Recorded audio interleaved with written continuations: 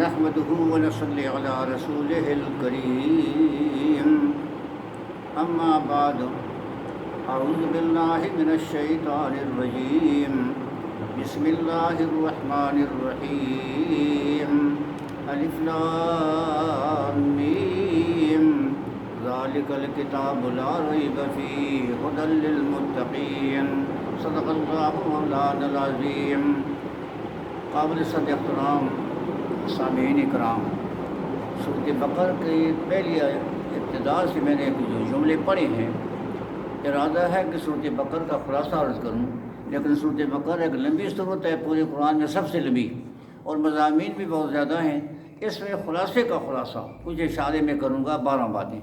اور سمجھایا یہ گیا کہ اگر تم جو عہد و پیمان اپنے اللہ سے کرتے ہو اسے پورا کرو، اور پھر ایک بات سیکھ لو کہ بنی اسرائیل کی برتری کا اور بنی اسرائیل کے مقام کا جو بنیاد ہے وہ 12 احکامات ہیں. بنی اسرائیل موسیٰ علیہ السلام کے ساتھ جب دریا پر پہنچے ہجرت کے وقت، تو وہ 12 خاندان تھے، کہنے لگے کہ ہمارے لیے 12 راستے ہونے چاہیے دریا میں. تو پھر دریا چلو عبور ہو گیا. آگے میدان طیہ میں جب پہنچے تو وہاں وہ کہنے لگے کہ ہم پانی کی ضرورت پڑ گئی. تو کہنے لگے ہمارے لیے 12 چشمے ہونے چاہیے، ہم 12 خاندان ہیں. تو 12 چشمے بھی آ گئے. رب کو غصہ آ گیا کہ تم دریا میں 12 چشمے مانگتے ہو اور وہاں پانی کے لیے 12 چشمے مانگتے ہو، لہٰذا میرے 12 احکامات ہیں، ان پر عمل کرو. قرآن کہانیوں کی کتاب نہیں ہے، وہی 12 احکامات ہمارے لیے ہیں اور قیامت تک کے مسلمانوں کے لیے ہیں کہ لوگوں اپنا جائزہ لے لو. اگر تم ان 12 باتوں کے پابند ہو تو تم کامیاب مسلمان ہو، اور مرنے کے بعد تم مہمان بن کر رب کے دربار میں پہنچو گے.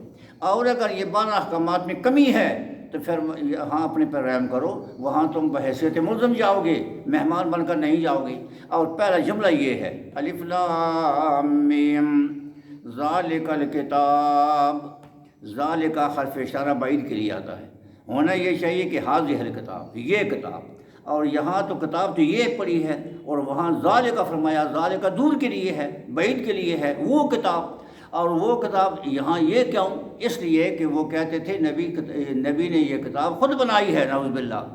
اللہ نے فرمایا بل ہو قرآن مجید فی لوح محفوظ، یہ وہ کتاب ہے لوح محفوظ والی، لہٰذا تم جو کہتے ہو یہ بات غلط ہے. ایک بات تو یہ ہے.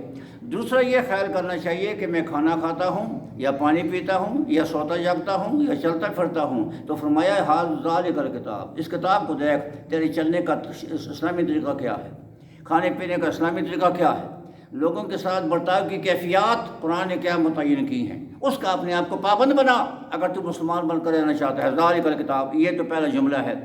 آگے بنی اسرائیل کے متعلق یہ فرمایا یا بنی اسرائیل اذکروا نعمتی التی انعمت علیکم وانی فضلتکم علی العالمین. بنی اسرائیل میری انعامات یاد رکھو، اور یاد رکھو گے تو میں نے تمہیں بہتری دی ہے. انی فضلتکم، اب انعامات کو یاد نہیں رکھو گے تو اس کے بدلے میں بدلہ کیا ہوگا؟ ضربت علیہم الذلۃ. یہ مشروط تھی یہ فضیلت ہو کہ یہ 12 احکامات کو یاد کرو. اگر نہیں یاد کرو گے تو ضربت علیہم ضلالت آ گئی، تباہی آ گئی، بربادی آ گئی، ناکامی آ گئی. کیوں؟ وہ عہد پیمان اور وہ 12 انعامات بھول گئے وہ. اب وہ 12 انعامات کون سے ہیں جن کے وہ پابند تھے؟ انہوں نے 12 چشمے مانگے، 12 راستے مانگے، اوپر سے 12 احکامات آ گئے. اور قرآن پاک کے سورۃ بقرہ کے ابتدا پہلا پارہ کے ربع میں ایک رکوع ہے مختصر سا، اس ایک ہی رکوع میں 12 باتیں آئی ہیں. وہ 12 باتیں یہ ہیں: اذکروا نعمتی، میری نعمتیں یاد کرو. ایک، اوفوا بعہدی، میرے وعدے پورے کرو. دو، وإیایا فرحبون، مجھ سے ڈرتے رہو. تین، وآمنوا بما انزلت، جو کچھ میں نے نازل کیا ہے اس پر ایمان لاؤ. چار، اقیموا الصلاۃ، نماز قائم کرو. 5، آتوا الزکوٰۃ، زکوٰۃ ادا کرو. 6، وارکعوا مع الراکعین، رکوع کرو رکوع کرنے والوں کے ساتھ، باجماعت پڑھو. 7، واستعینوا بالصبر والصلاۃ، اور امداد مانگو مجھ سے صبر کے ساتھ اور نماز پڑھنے کے ساتھ. نمازوں میں اگر مصیبت آ جائے تو نماز پہ زور رکھو. 8، یہ 8 باتیں ہوں. اس رکوع میں ان 12 باتوں میں 8 اوامر ہیں، 8 وہ احکامات ہیں کہ جن کو کرنے کا حکم ہے، تاکید ہے کرو، اور 4 منہیات ہیں، 4 وہ باتیں ہیں جن سے اپنے آپ کو بچاؤ اور ہر وقت ہمہ وقتی طور پہ اپنا پیرا کرو کہ یہ 8 امور پر میں عمل کر رہا ہوں یا نہ، اور ان 4 امور سے میں بچ رہا ہوں یا نہ، اور ابھی سے بندوبست کر لو، ورنہ کل قیامت سامنے ہے اور مالک کے سامنے تم جواب دے مخلوق کو، وہاں جواب دینا پڑے گا۔ اب ان 8 باتوں کو پھر ذہن نشین کر لیجیے۔ اذکروا نعمتی اوفوا بعہدی ایایا فرحبون آمنوا بما انزلت اقیموا الصلاۃ وآتوا الزکاۃ وارکعوا مع الراکعین واستعینوا بالصبر والصلاۃ۔ یہ 8 باتیں ہیں، ان 8 باتوں پہ عمل کرتے رہو۔ یہ بنی اسرائیل ہی کے لیے نہیں ہے، قرآن پاک کا طرز بیان یہ ہے کہ جو آیات کا شان نزول کچھ بھی ہو، جس کے متعلق وہ آیات آئی ہے، اس تک وہ احکامات اسی واقعے تک محدود نہیں رہتے، اس کے احکامات الفاظ کی عمومیت کی بنا پر عام ہوتے ہیں۔ سب لوگوں کو دعوت دی گئی ہے کہ تم کیا کرو کہ تم اپنا محاسبہ کرو، یہ 8 باتیں تمہارے اندر موجود ہیں یا نہیں۔ اب 4 کام ہیں جن سے اپنے آپ کو بچانا ہے۔ وَلَا تَكُونُوا أَوَّلَ كَافِرٍ بِهِ، پہلے انکار نہ کرو۔ ذرا دیکھو قرآن کھول کر، اس میں تمہارے لیے خیر ہی خیر ہے۔ قرآن بتاتا ہے یہ ماں ہے، قرآن بتاتا ہے یہ باپ ہے، قرآن بتاتا ہے کہ یہ بیٹا ہے، قرآن بتاتا ہے یہ بیوی ہے، یہ پڑوسی ہے، یہ چاچا ہے، یہ ماموں ہے، یہ قرآن بتاتا ہے۔ اس پر چلو ہے جتنے علم و ان سب کا یہی قرآن مدن ہے، یہ ہر نیکی کا منبع ہے، یہ ہر خوبی کا مخزن ہے۔ آمین بما انزلت، ایک واقعی اور آمین بما انزلت، اور دوسری بات یہ ہے اس کے ساتھ کہ ولا تکونوا اول کافر ولا تشتروا بآیاتی ثمنا قلیلا، دین فروشی نہ کرو، دین فروشی نہ کرو، دین بھائی بات سیدھی ہے، لیکن اگر میں اس پر چلتا ہوں یا میں کہتا ہوں یا میں اظہار کرتا ہوں تو میری آمدن رکتی ہے، پھر میرا معاشی مسئلے میں خلل پیدا ہوتا ہے۔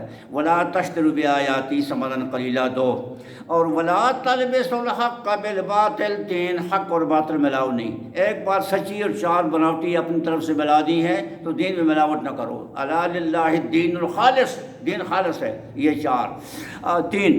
اور چوتھی بات یہ ہے کہ اتامرون الناس بالبر وتنسون انفسکم، لوگوں کو باتیں کرتے ہو اپنا محاسبہ بھی کرو، مدح تو گفتار کو سمجھو نہ اخلاقی صنعت، خوب کہنا اور ہے اور خوب ہونا اور ہے۔ یہ 4 باتیں ہیں کہ ولا تکونوا اول کافر بہ، ایک، ولا تشتروا بآیاتی ثمنا قلیلا، 2، ولا تلبسوا الحق بالباطل، 3، اتامرون الناس بالبر وتنسون انفسکم۔ آج ہمارے پروگرام، ہماری تقریریں اور وعظ اور درس اپنے گھر میں، اپنے ماحول میں، حلقہ احباب میں مؤثر کیوں نہیں ہیں؟ اس لیے کہ ہم خود اس پر قائم نہیں ہیں۔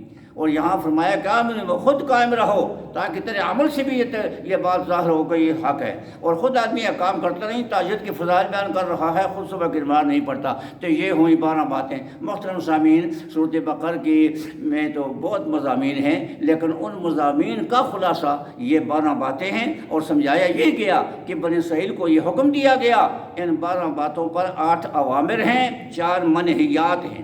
8 باتیں وہ ہیں جن پر عمل کرنا ہے، 4 وہ ہیں جن سے بچنا ہے، اور قیامت تک مسلمانوں کو یہ حکم دیا گیا کہ ان 8 باتوں پہ عمل کرو اور 4 باتوں سے بچو، ورنہ پھر ہوگا کیا؟ ورنہ تم جواب دہ مخلوق ہو اور مرنے کے بعد تم ملزم بن کر خدا کے دربار میں جاؤ گے۔ یہ چند باتیں تھیں، اور پہلا جملہ یہ ہے کہ الف لام میم ذالک الکتاب، ذالک الکتاب، کوئی کام بھی کرو اس سے پہلے یہ دیکھو یہ مستری مکان بناتے ہیں، ان کو ایک اوپر سے ملتا ہے ایک نقشہ، اس ایک گھنٹے لگاتے ہیں نقشے کو دیکھتے ہیں، کہیں ایسا نہ ہو کہ نقشہ کچھ ہو اور میں کچھ اور کر لوں، تو پھر میری مزدوری بھی جائے گی اور مجھ پر کوئی جرمانہ بھی لگے گا۔ اس لیے ہمیں زندگی کے لیے اللہ نے نمونہ دیا ہے، طریقہ دیا ہے، اور قرآن بھرا پڑا ہے، اور اب بار بار اپنی تاکید فرمائی ہے، ذالک الکتاب لا ریب فیہ۔ یہ 12 باتیں ہیں، 8 اوامر ہیں، 4 مناہی ہیں، یہ چند باتیں تھیں۔ اللہ کرے ہم عمل کرنے والے بن جائیں۔ وآخر دعوانا الحمدللہ۔